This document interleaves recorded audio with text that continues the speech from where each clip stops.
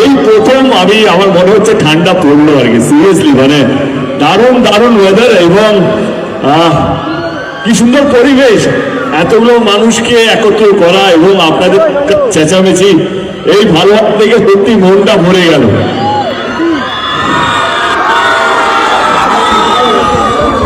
বিভিন্ন রকম ভাবে আমাকে যেতে হয়, কখনো সিনেমার প্রচারের মাধ্যমে, কখনো রাজনীতির মধ্যে, কখনো অনেক জায়গা যেতে হয়, কিন্তু সবচেয়ে বেশি ভালো লাগে কখন জানেন, যখন কোনো খেলা নিয়ে কোনো প্রোগ্রামে আমাকে যেতে হয়, বিশেষ করে ফুটবল ওরিয়েন্টেড। কারণ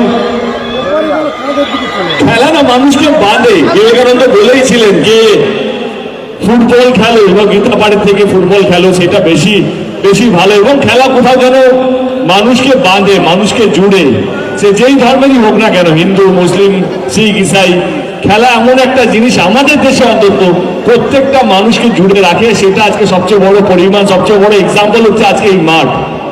হাজার হাজার মানুষ এসেছেন ম্যাচ দেখার জন্য।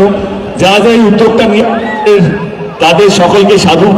কারণ এত সুন্দর পরিবেশ, এত সুন্দর সাজগোজ, এত সুন্দর মাঠ, এবং যেই যেই টিম পার্টিসিপেট করছেন আর কি পুরো টুর্নামেন্টে, এটা কি একদিনের টুর্নামেন্ট না 2-3 দিন চলবে?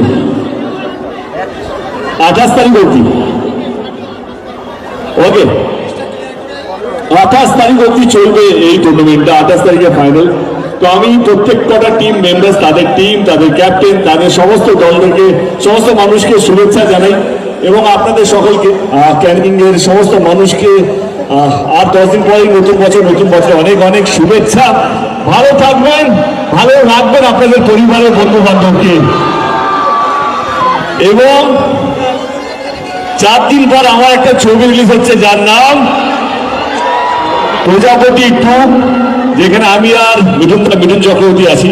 তো যদি সময় পান, এই খেলার মাঠের পর, খেলা দেখার পর যেভাবে পুরো বাজারটাকে সাজানো হয়েছে, আর মনে হয় শুধু খেলা নয়, দুর্দান্ত একটা মেলাও চলছে আর কি খেলার পর।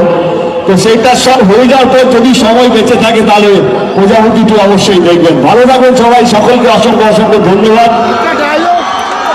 খুব শীঘ্রই আবার দেখা হবে। Thank you so much. একটা গান হয়ে যায় বলছে।